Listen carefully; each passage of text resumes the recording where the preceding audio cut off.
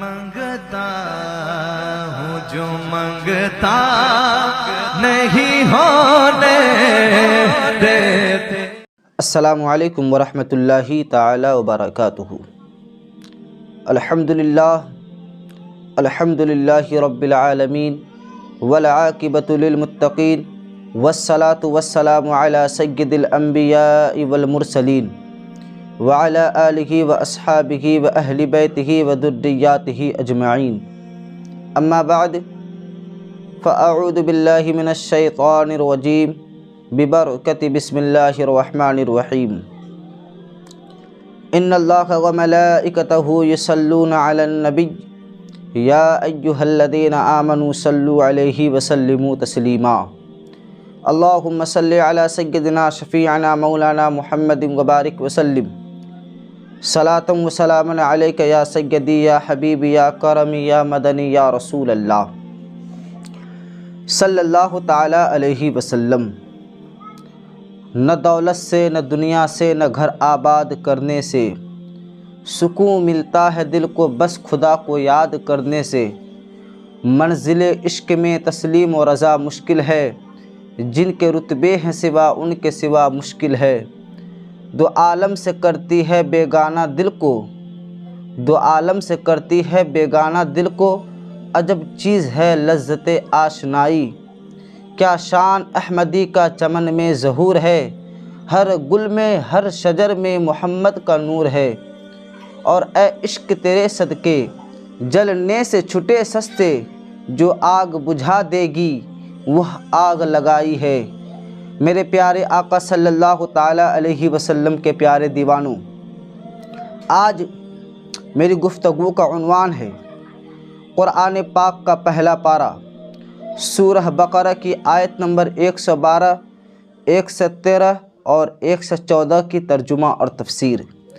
کل میں نے آپ حضرات کے سامنے قرآن پاک کے پہلا پارہ سورہ بقرہ کی آیت نمبر 109 اور 110 اور 111 کی ترجمہ اور تفسیر بیان کیا تھا۔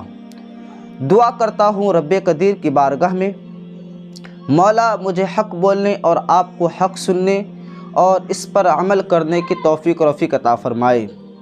حضرات محترم، آپ اس وقت ہمارے QRR کے آفیشیل چینل پر آپ اس آڈیو کو سماعت کر رہے ہیں۔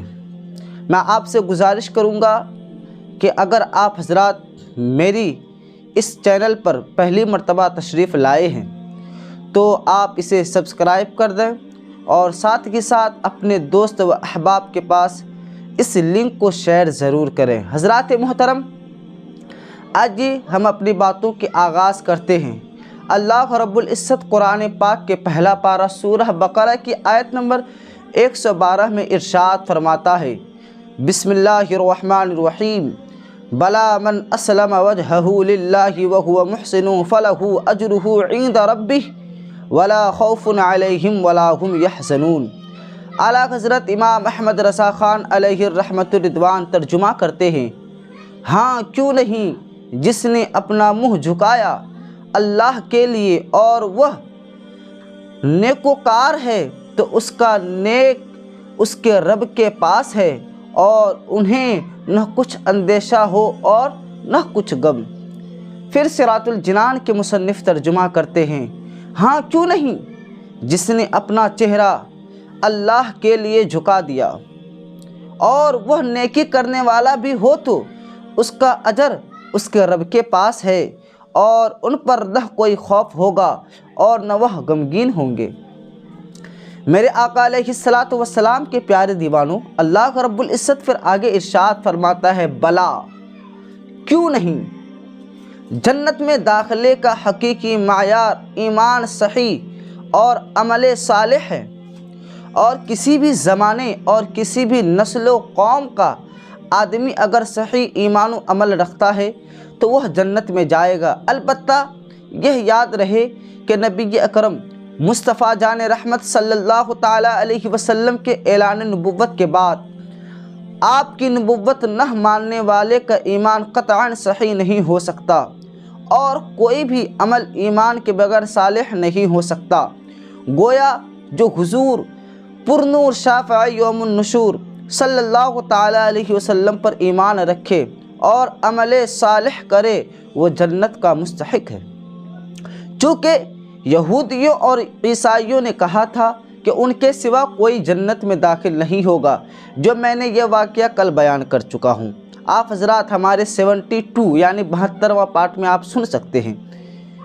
عیسائیوں نے کہا تھا کہ ان کے سوا کوئی جنت میں داخل نہیں ہوگا، تو اس کے جواب میں فرمایا گیا کہ ان کے علاوہ کوئی جنت میں کیوں داخل نہیں ہوگا، جبکہ اللہ تبارک و تعالیٰ کا قانون یہ ہے کہ جو بھی ایمان صحیح اور عمل صالح لے کر آئے گا وہ جنت میں داخل ہوگا۔ اسی لیے تو اعلیٰ حضرت فرماتے ہیں تجھ سے اور جنت سے کیا مطلب، وہاں بھی دور ہو، ہم رسول اللہ کے، جنت رسول اللہ کی۔ میرے آقا علیہ السلام کے دیوانوں، پھر اللہ رب العزت آیت نمبر 113 میں ارشاد فرماتا ہے وقالت اليہود لیست النصارى على شيء وقالت النصارى لیست اليہود على شيء وهم يتلون الكتاب كذلك قال الذين لا يعلمون مثل قولهم فالله يحكم بينهم يوم القيامة فيما كانوا فيه يختلفون۔ اعلیٰ حضرت امام احمد رضا خان علیہ الرحمت رضوان محدث بریلوی ارشاد کنز ایمان میں ترجمہ کرتے ہیں، اور یہودی بولے نصرانی کچھ نہیں، اور نصرانی بولے یہودی کچھ نہیں، حالانکہ وہ کتاب پڑھتے ہیں۔ اور اسی طرح جاہلوں نے اس کی بات کہی تو ان کی بات کہی تو اللہ تعالیٰ قیامت کے دن ان میں فیصلہ کر دے گا جس بات میں جھگڑ رہے ہیں۔ پھر صراط الجنان کنز العرفان کے مصنف ترجمہ کرتے ہیں اور یہودیوں نے کہا عیسائی کسی شے پر نہیں، اور عیسائیوں نے کہا یہودی کسی شے پر نہیں، حالانکہ یہ کتاب پڑھتے ہیں۔ اسی طرح جاہلوں نے ان پہلوؤں جیسی بات کہی تو اللہ قیامت کے دن ان میں اس بات کا فیصلہ کر دے گا جس میں یہ جھگڑ رہے ہیں۔ میرے آقا علیہ السلام کے دیوانوں، اب آگے ارشاد فرماتا ہے قالت الیہود، یہودی بولے۔ ایک بار نجران کے عیسائیوں اور مدینہ منورہ کے یہودیوں کی علماء کی بارگاہ مصطفی صلی اللہ تعالیٰ علیہ وسلم میں آپس میں بحث ہو گئی۔ بحث کے دوران دونوں نے خوب شور مچایا۔ یہودی کہتے تھے کہ عیسائیوں کا دن کچھ نہیں، اور عیسائی کہتے تھے یہودیوں کا دن کچھ نہیں۔ اس پر یہ آیت کریمہ نازل ہوئی۔ پھر اللہ رب العزت آگے ارشاد فرماتا ہے یتلون الکتاب، وہ کتاب پڑھتے ہیں۔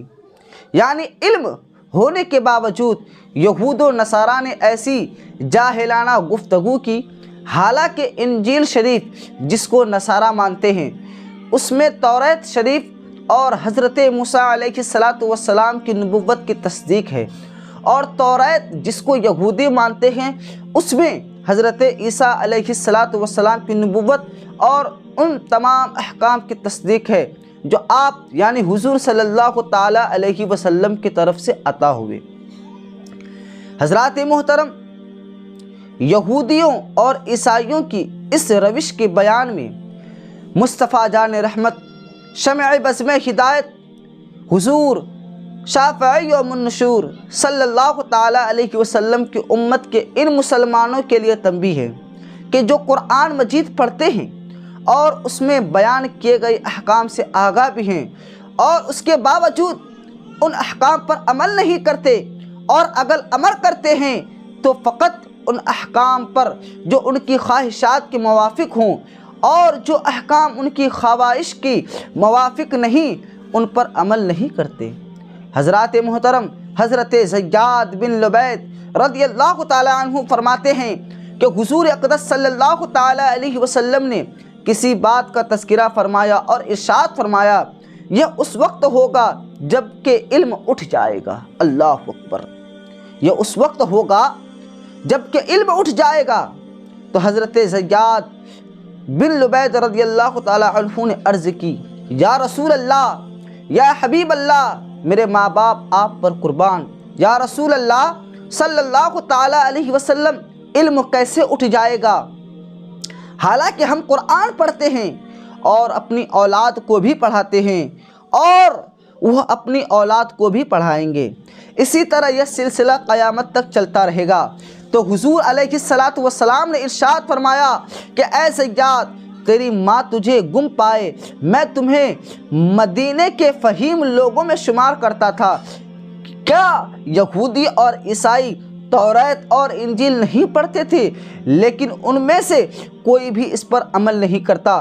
اسی طرح مسلمان قرآن تو پڑھیں گے لیکن اس پر عمل نہیں کریں گے، اور جو اپنے علم پر عمل نہ کرے اور وہ جاہل، دونوں برابر ہیں۔ اسی لیے تو کسی شاعر نے کیا خوب کہا تھا کہ نثار تیری چہل پہل پر ہزاروں عیدیں ربیع الاول، سوائے ابلیس کے جہاں میں سبھی تو خوشیاں منا رہے ہیں۔ حضرات محترم، اللہ تبارک تعالیٰ مسلمانوں کو قرآن مجید کی تلاوت کرنے، اسے سمجھنے اور اس کے احکام و تعلیمات پر عمل کرنے کی توفیق رفیق عطا فرمائے۔ حضرات محترم، پھر اللہ رب العزت آگے ارشاد فرماتا ہے کذالک قال، اسی طرح کہا اہل کتاب کے علماء کی طرف جاہل بت پرستوں اور آتش پرستوں نے ہر دن کو جھٹلانا شروع کر دیا اور کہنے لگے کہ دن کچھ نہیں۔ انہی جاہلوں میں سے مشرکین عرب بھی ہیں جنہوں نے نبی اکرم صلی اللہ تعالی علیہ وسلم اور آپ کے دین کے بارے میں ایسے ہی کلمات کہی تھی۔ حضرات محترم، پھر اللہ رب العزت سورہ بقرہ کی آیت نمبر 114 میں ارشاد فرماتا ہے وَمَنْ أَظْلَمُ مِمَّنْ مَنَعَ مَسَاجِدَ اللَّهِ أَنْ يُذْكَرَ فِيهَا اسْمُهُ وَسَعَىٰ فِي خَرَابِهَا أُولَٰئِكَ مَا كَانَ لَهُمْ أَنْ يَدْخُلُوهَا إِلَّا خَائِفِينَ لَهُمْ فِي الدُّنْيَا خِزْيٌ وَلَهُمْ فِي الْآخِرَةِ عَذَابٌ عَظِيمٌ۔ اعلیٰ حضرت امام احمد رضا خان علیہ الرحمۃ الرضوان کنز الایمان میں ترجمہ کرتے ہیں، اور اس سے بڑھ کر ظالم کون جو اللہ کی مسجدوں کو روکے، ان میں نام خدا لیے جانے سے اور ان کے ویرانے میں کوشش کرے، اور ان کو نہ پہنچتا تھا کہ مسجد میں جائیں مگر ڈرتے ہوئے، ان کے لیے دنیا میں رسوائی ہے اور ان کے لیے آخرت میں بڑا عذاب ہے۔ پھر صراط الجنان کے مصنف ترجمہ کرتے ہیں اور اس سے بڑھ کر ظالم کون ہوگا جو اللہ کی مسجدوں کو اس بات سے روکے کہ ان میں اللہ کا نام نہ لیا جائے، ان میں اللہ کا نام لیا جائے اور ان کو ویران کرنے کی کوشش کرے۔ انہی مسجدوں میں داخل ہونا مناسب نہ تھا مگر ڈرتے ہوئے، ان کے لیے دنیا میں رسوائی ہے اور ان کے لیے آخرت میں بڑا عذاب ہے۔ میرے پیارے آقا صلی اللہ تعالی علیہ وسلم کے دیوانوں، اللہ رب العزت آگے ارشاد فرماتا ہے وَمَنْ أَظْلَمُ مِمَّنْ، اور اس سے بڑھ کر ظالم کون ہے۔ یہ آیت بیت المقدس کی بے حرمتی کے متعلق نازل ہوئی، جس کا مختصر واقعہ یہ ہے کہ روم کے عیسائیوں نے یہودیوں پر حملہ کر کے ان کے جنگجوؤں کو قتل کر دیا، ان کے بیوی بچوں کو قید کر لیا، توریت جلا دیا، بیت المقدس کو ویران کر دیا، اس میں نجاستیں ڈالیں، خنزیر ذبح کیے۔ یوں بیت المقدس خلافت فاروقی تک اسی ویرانی میں رہا۔ آپ رضی اللہ تعالی عنہ کے عہد مبارک میں مسلمانوں نے اسے بنایا۔ ایک قول یہ بھی ہے کہ یہ آیت مشرکین مکہ کے حق میں نازل ہوئی، جنہوں نے ابتدائے اسلام میں حضور صلی اللہ تعالی علیہ وسلم اور آپ کے اصحاب رضی اللہ تعالی عنہم کو کعبہ میں نماز پڑھنے سے روکا تھا اور صلح حدیبیہ کے وقت اس میں نماز و حج سے منع کیا تھا۔ حضرات محترم، پھر اللہ رب العزت آگے ارشاد فرماتا ہے ان یذکر، کہ ذکر کیا جائے۔ ذکر میں نماز، خطبہ، تسبیح، وعظ، نصیحت، نعت شریف اور صالحین کے حالات کا بیان سب داخل ہیں۔ ذکر اللہ کو منع کرنا، ذکر اللہ کو منع کرنا ہر جگہ ہی برا ہے، لیکن مسجدوں میں خصوصاً زیادہ برا ہے کہ تو اسی کام کے لیے بنائی جاتی ہے۔ مسجد کو کسی بھی طرح ویران کرنے والا ظالم ہے، مسجد کو کسی بھی طرح ویران کرنے والا ظالم ہے۔ بلا وجہ لوگوں کو مسجد میں آنے یا مسجد کے تعمیر سے روکنے والا، مسجد اس کے کسی حصے پر قبضہ کرنے والا، مسجد کو ذاتی استعمال میں لینے والا، مسجد کے کسی حصے کو مسجد سے خارج کرنے والا، یہ سب لوگ اس آیت کے وعید میں داخل ہیں۔ اور البتہ یہ یاد رہے کہ جنبی یعنی جس پر غسل فرض ہو، منہ کی بدبو والے لہسن پیاز وغیرہ بدبودار چیزوں کی بو جس کی منہ سے آ رہے ہو، اسے روکنا ان میں داخل نہیں۔ یہ حقیقت میں مسجد سے تکلیف دہ یا مناسب چیزوں کو دور کرنے کے حکم میں آتا ہے۔ یہ بھی یاد رہے کہ مسجد کے نزدیک دوسری مسجد اس نیت سے بنانا کہ پہلی مسجد ویران ہو جائے حرام ہے، کہ یہ مسجد کے ویرانی میں کوشش کرنا ہے۔ البتہ اگر کوئی مسجد بنائے تو اس کی نیت پر ہم حکم نہیں لگا سکتے کہ اس نے بری نیت سے ہی مسجد بنائی۔ اور اللہ رب العزت پھر فرماتا ہے الا خائفین، مگر ڈرتے ہوئے۔ مسجد میں ادب و تعظیم اور خوف خدا کے ساتھ داخل ہونا چاہیے۔ نڈر و بے باک ہو کر اور آداب مسجد کو پامال کرتے ہوئے داخل ہونا مسلمان کا کام نہیں ہے۔ آج اگر دیکھا جائے تو آج بہت سارے لوگ مسجد میں نڈر ہو کر کے جاتے ہیں، بے ڈر ہو کر کے چلے جاتے ہیں اور وہاں پر جا کر کے چلم چالے کرنے لگتے ہیں۔ اللہ اکبر، ایسے لوگوں کو ہدایت نصیب عطا فرمائے۔ پھر اللہ رب العزت فرماتا ہے فی الدنیا خزی، دنیا میں رسوائی۔ بیت المقدس ویران کرنے والوں کو دنیا میں یہ رسوائی پہنچی کہ قتل کیے گئے، گرفتار ہوئے، جلا وطن کیے گئے، یعنی ایک ملک سے دوسرے ملک بھیجا گیا۔ خلافت فاروقی و عثمانی میں ملک شام ان کے قبضہ سے نکل گیا اور بیت المقدس سے ذلت کے ساتھ نکالے گئے۔ مسجدوں سے تعلق رکھنے والوں سے نفرت کرنے والوں کو یہ وعید اپنے پیش نظر رکھنی چاہیے۔ میرے آقا علیہ السلام کے دیوانوں، اسی لیے تو اعلیٰ حضرت فرماتے ہیں انہیں جانا، انہیں مانا، نہ رکھا غیر سے کام، للہ الحمد میں دنیا سے مسلمان گیا۔